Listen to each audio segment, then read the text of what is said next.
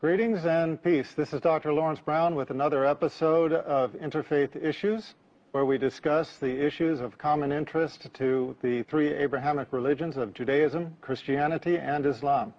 Today, I'm going to be talking on the concept of original sin. The reason that this concept is of interest is because it is not unanimously accepted by the three monotheistic religions of Judaism, Christianity, and Islam. As a matter of fact, even though the concept of original sin is prevalent in Western Christianity, it is not even universally accepted among Christians. Now, when we look at the Abrahamic faiths, Judaism, Christianity, and Islam, we find that Judaism and Islam have no concept whatsoever of original sin. In fact, the Eastern Christian churches also do not follow this tenet of Trinitarian Christianity. The concept of original sin, I think everybody knows. The proposal is that Adam and Eve sinned when they disobeyed God's commandment not to eat of the fruit of the forbidden tree in paradise.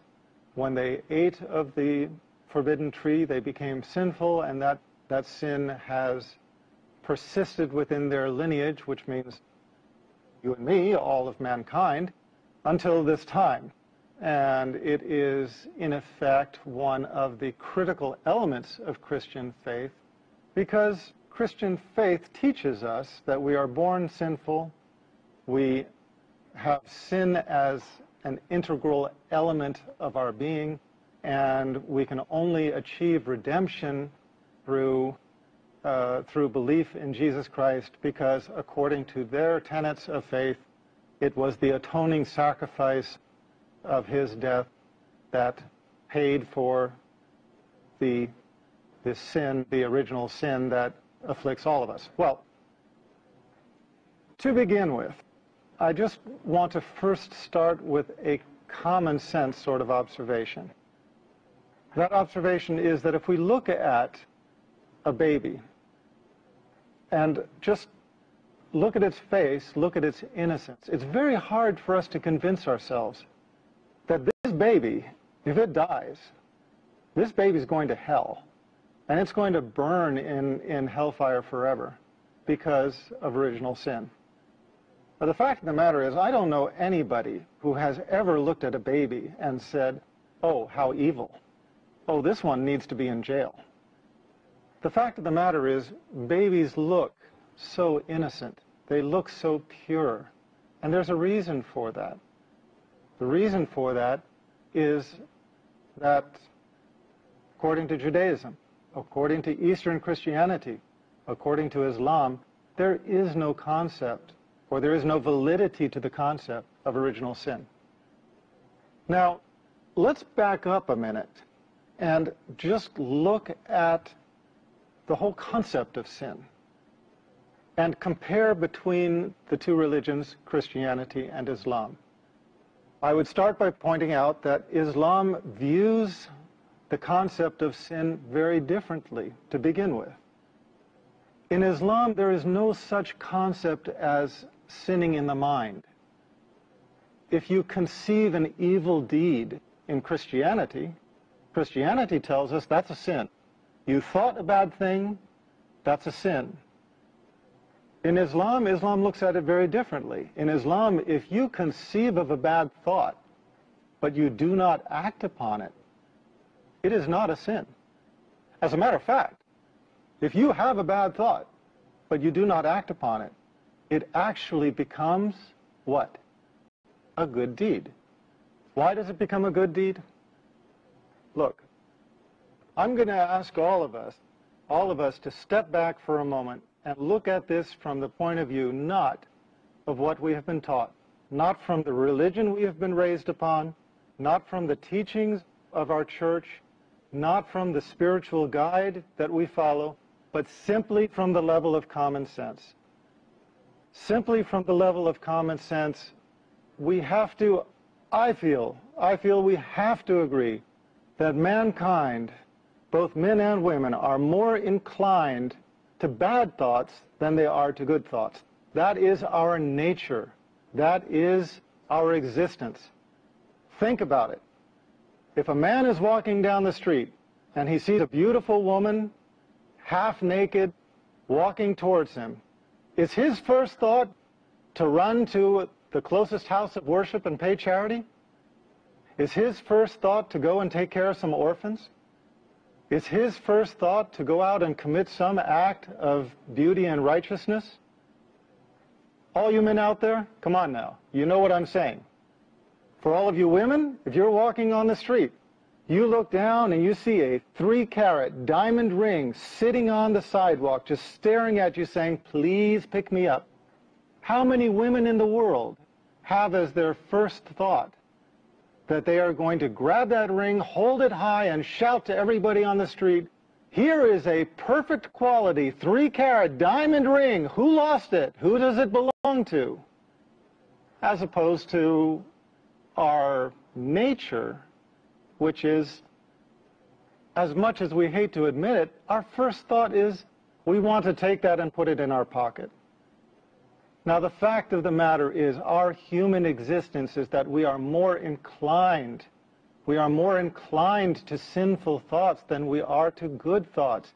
It is the matter of mastering our sinful nature that is worthy of reward.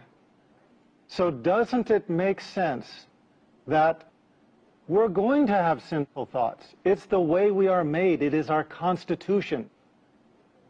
The question then is, what do we do with those sinful thoughts? Do we act upon them? In which case, it goes from being a bad thought to actually an evil deed? Or do we act against the sinful thought? In which case, it becomes a good deed. In which case, we are rewarded for overcoming our base desires and doing the right thing, not the wrong thing. Now, in Christianity, we are taught, you have a bad thought, that's a sin. That's bad, that will count against you. Even if you don't do anything, you have the bad thought, that's going to count against you. In Islam, you have a bad thought, you don't do anything about it, you know what? It doesn't count against you. Why? Because you conquered it. You overcame it. Instead of submitting to the evil that arose within your consciousness, instead you overcame it, and that is deserving of reward. If you have a good thought, that's good also, and that is deserving of reward. But if you actually acted out as a good deed, in the mercy of our Creator, Allah rewards the good deed anywhere from 10 to 700 times the actual value of that good deed. Why? Because it's not so easy for us to do good deeds. You have $100 in your hand, and you have the choice between using it for the bad things that would bring you worldly pleasure, or you have the choice of giving it to somebody who is more in need of it than you are. That is a very difficult thing to do. So in the mercy of our Creator, the good deed is rewarded by a factor of multiples. The bad deed is rewarded according to the value of the bad deed, but there is no such thing as sinning in the mind. Now, this is a very big difference between the concept of sin as it is conceived, which is in the mind, before it is even acted out. So, another point I think that we have to remember is that those individuals, those communities, and those societies which allowed themselves to be overrun by sin eventually decayed. And we see this time and time and time again. If you look at history, we can think of the Persians, we can think of the Romans, we can think of the Greeks, we can think of Sodom and Gomorrah, we can think of many, many cultures and societies and civilizations that were devoted to hedonism. They were devoted to chasing the pleasures of this life, the sinful pleasures of this life, and eventually the entire society fell into decay and was destroyed. Now, that's enough information for all of us to chew on for a few minutes, so let's take a break and we'll come back shortly. Welcome back to the concept of original sin. This concept does not exist in Islam. It only exists in Western Christianity, not in Eastern Christianity. And even then, a lot of people have difficulty with the subject for the reason that I mentioned. They look at a baby and they just cannot convince themselves that this baby is carrying the taint of any kind of sin. It looks too pure. So they have to ask themselves, where does this concept come from? If you are a Christian and you're told this teaching comes from Jesus Christ, be careful. That is not anything that Jesus Christ ever taught. Remember, again, Jesus Christ was an Orthodox Jew. This is why he is known as Rabbi Jesus. He taught Orthodox Jewish law. When Jesus was recorded as having said in Matthew 19:14, "Let the little children come to me and do not forbid them." Let the little children come to me and do not forbid them, for of such is the kingdom of heaven. What do you take from that message? If these children are carrying the taint of original sin, how can, quote, "for of such be the kingdom of heaven," when the church is telling us that of such is the domain of hellfire if they die unbaptized? Jesus Christ was teaching a very clear message that children have a purity that is conveyed in his words, for of such is the kingdom of heaven. Do we find any other teachings that might reinforce that? The Old Testament, the book of laws, the book of Revelation that existed in the time of Jesus, the book that he followed as an Orthodox Jew, records in Ezekiel 18:20, records, quote, "The son shall not bear the guilt of the father. The son shall not bear the guilt of the father, nor the father bear the guilt of the son.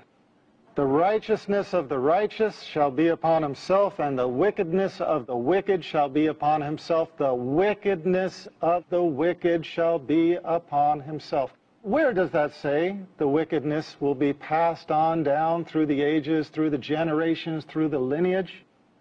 I missed it. As many times as I have read the Bible, I must have missed it. Because here I find Jesus Christ teaching of the purity of children. Here I find the Old Testament that Jesus Christ professed as the law of his time, teaching that the wickedness of the wicked will be upon themselves. Wait a minute. Did you miss it? Did I miss it? Where did this concept of original sin come from? And where is it going with this line of thought? Because what I am effectively suggesting is that there is no basis for the concept of original sin in the teachings of the one upon whom the Christian faith is based, in the teachings of the prophet, Jesus Christ. In fact, Jesus Christ, in his words, directly contradicts the concept of original sin. Now, if there's any doubt, the passage I read about the wickedness of the wicked being upon themselves is repeated in Deuteronomy 24:16. It is an unequivocal point. It is not a slip of the pen. Now, those Christians who want to argue the point, those Christians who want to make it go away, who want to dismiss what I am saying, what do they say? They say, well, that's Old Testament. Ezekiel, Deuteronomy, That's Old Testament. We're Christians, we follow New Testament. What's the problem with that argument? The problem with that argument is that, yeah, it's Old Testament, but you know what? It's not older than Adam, okay? If original sin had afflicted mankind since the time of Adam, no prophet of any age would ever have taught that the wickedness of the wicked is upon themselves. Any prophet of any age would have taught the concept of original sin. But you know what? Nobody did. So if we are going to look for how we resolve this problem, we have to look not at the religion that is thrown into controversy, that is thrown into self-contradiction over the issue. No. We have to look at the continuity in the chain of revelation. We have to look at the fact that the Old Testament predicted 3 prophets to come. We know that. The Jewish scholars know that. And we know it from the New Testament, because when the Jews sent their Levites and their priests to interrogate John the Baptist on who he was, what did they ask him? They asked him, "Who are you? Are you Elijah?" He said, "No." "Are you the Christ?" He said, "No." "Are you that prophet?" He said, "No." It was not good enough to say it one time. They repeated and they asked, "If you are not Elijah, if you are not the Christ, if you are not that prophet, who are you?" They were clearly speaking of 3 prophets to follow. Now, despite John the Baptist's denial, I think it's very reasonable to conclude that the first 2 of the 3 predicted prophets were John the Baptist and Jesus Christ. But you know, you've got 3, you take away 2, what does that leave you? That leaves you 1 to come. So if we're going to look for resolution to this concept of original sin, we have to ask ourselves, is there a religion out there that is consistent with the teachings of Jesus Christ on this matter? A religion which might represent the teachings of the 3rd final predicted prophet? I would suggest that yes. Islam has no concept of original sin. In the religion of Islam, each person is accountable for their own actions. A person bears their own sins from birth? No. Because again, that would not make sense, that would not be godly. A person bears the weight of their sins from the time of discrimination, from the age of discrimination, from the age at which they know the difference between right and wrong. That's what makes sense. That is what makes sense. And that is what a person is held accountable for in the religion of Islam. According to the Holy Quran, quote, "Man can have nothing but what he strives for." That is Surah 53, Ayat 38. Quote, "Who receives guidance, receives it for his own benefit. Who goes astray, does so to his own loss. No bearer of burdens can bear the burden of another. No bearer of burdens can bear the burden of another." Surah 17, Ayat 15. Each person bears responsibility for his or her own actions, and nobody goes to hell because they bear original sin as a birthright. Or perhaps we should say, as a birth wrong. Now, I would like to conclude this talk by going back to the important point that I made, the point that a lot of people in the audience have heard and said to themselves, wait a minute, where did he get that? And that is the point of the 3 predicted prophets to follow. This is from John 1, 19 through 21. In this passage, the Bible tells us that the Jews sent their priests and Levites to basically challenge John the Baptist and question who he was. And they asked him in this way, quote, "Who are you?" He confessed and did not deny, but confessed, I am not the Christ. And they asked him, what then? Are you Elijah? He said, I am not. Are you the prophet? He answered, no. He went on to address their concerns when they asked him for clarification. They said, quote, why then do you baptize if you are not the Christ, not Elijah, nor the prophet? Again, these are the three predicted prophets that the Old Testament speaks of: Christ, Elijah, and the prophet. Now, we fall into a little bit of difficulty. You know, there's no uncertainty who the Christ is. Who is Elijah? According to the Bible, one passage does identify John the Baptist as Elijah. Another passage does not. It is an inconsistency, but I think we have to take it upon faith that John the Baptist was the first of the three. Jesus Christ was the second of the three. Who was the third of the three? Well, we would expect to find a hint in the New Testament. If there were a prophet to follow Jesus Christ, it would just make godly sense to us that there would at least be a hint in the New Testament of a final prophet to follow. And in fact, there is. In John 14:16, Jesus Christ just talks of allos parakletos, another paraclete to follow after the end of his mission. Let's put these two things together. In John 14:16, Jesus Christ speaks of allos parakletos, another paraclete. The key word here is not paraclete. Let's not worry about what paraclete means. Some people say advocate, some say comforter, some say Holy Spirit. It doesn't matter. What matters is that Jesus Christ speaks of allos parakletos, another paraclete, to come after his mission. At the same time, the first epistle of John 2:1 identifies Jesus Christ as a paraclete. What does this mean? Jesus Christ is a paraclete? He is saying after his mission, another paraclete will come. Another what? Another of whatever he is. Does it not make sense that he can be understood to have been speaking of the final prophet predicted in the Old Testament, the third of the three, the final prophet to complete Revelation? Here is where we find a hint in the teachings from Jesus Christ himself of the completion of the revelation in the person of a final prophet. Once again, I remind all of you watching, if you want further information, if you would like to read on depth, please visit my website, www.leveltruth.com. You will find everything that I have said and a great deal more in my books, starting with this one, Misguided.